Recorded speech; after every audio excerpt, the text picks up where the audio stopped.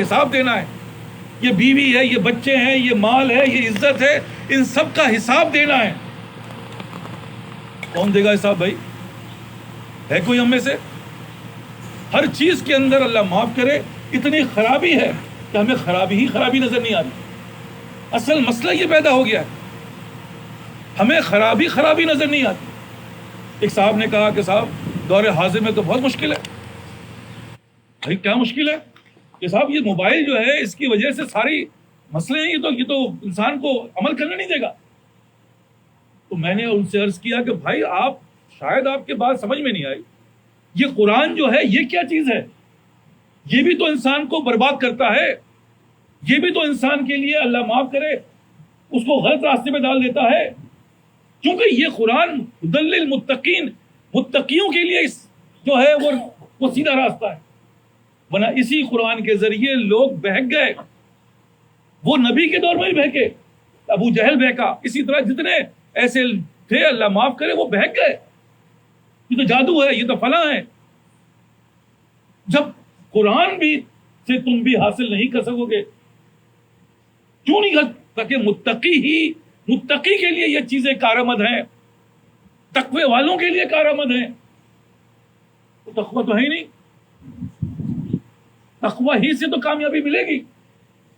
ورنہ اللہ معاف کرے میں نے عرض کیا یہ 73 فرقے ہماری مسلمانوں میں ہیں، کوئی غیر مسلم کی بات تھوڑی کی جا رہی ہے.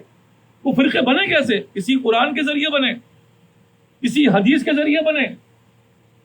کیونکہ اللہ معاف کرے متقی نہیں تھے، ان کے دل میں اللہ کا خوف نہیں تھا، اس لیے وہ بھٹک گئے، وہ برباد ہو گئے. کہ اللہ معاف لفظ کہیں ایسا نہ ہو کہ ہم بھی انہی کے کھاتوں میں چلے جائیں. کیوں؟ کیونکہ ہمارے اندر کسوٹی نبی کی سنت نہیں آ رہی.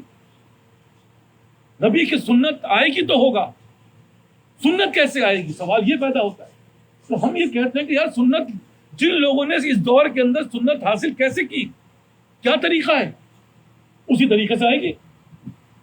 ہمیں کوئی 200 500 1000 سال پرانی باتیں نہیں کر رہے ہیں، اسی دور کی کر. کیونکہ اللہ تعالیٰ نے واضح طور فرما دیا کہ قیامت اس وقت تک قائم نہیں ہوگی جب تک میرے دنیا کے اندر میرا ذکر کرنے والا موجود رہے گا، اور وہی اللہ کا ولی ہوگا.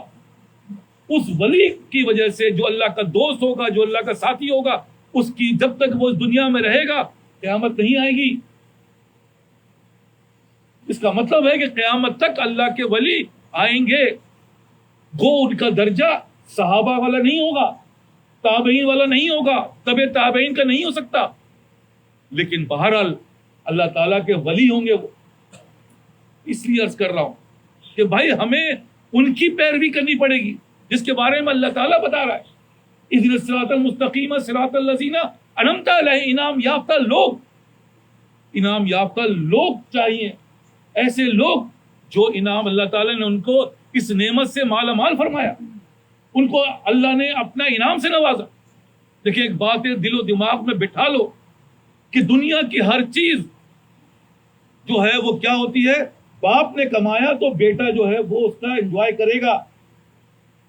گھر باپ نے بنایا، بیٹا اس گھر میں رہے گا. جائیداد باپ نے بنائی، اس جائیداد میں اس بیٹے کا حصہ ہوگا. لیکن دین میں ایسا نہیں ہے. دین میں یہ باتیں نہیں ہیں کہ باپ اگر ولی ہے تو اب اولاد بھی ولی ہوگی. نہیں. باپ اگر نیک ہے تو اولاد بھی نیک ہوگی. نہیں. باپ اگر نیک ہے تو اولاد اگر نیک ہے تو اس کا باپ بھی نیک ہوگا. نہیں. کیونکہ یہ ہم نے خود پیدا کرنی ہے.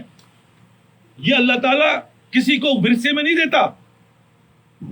اگر ورثے میں ملتی ضرور بھی ضرور جو ہے وہ حضرت نوح علیہ السلام کی اولاد کو ملتی. ارے ان کی خدمات تو بہت تھی، 800 850 سال انہوں نے اللہ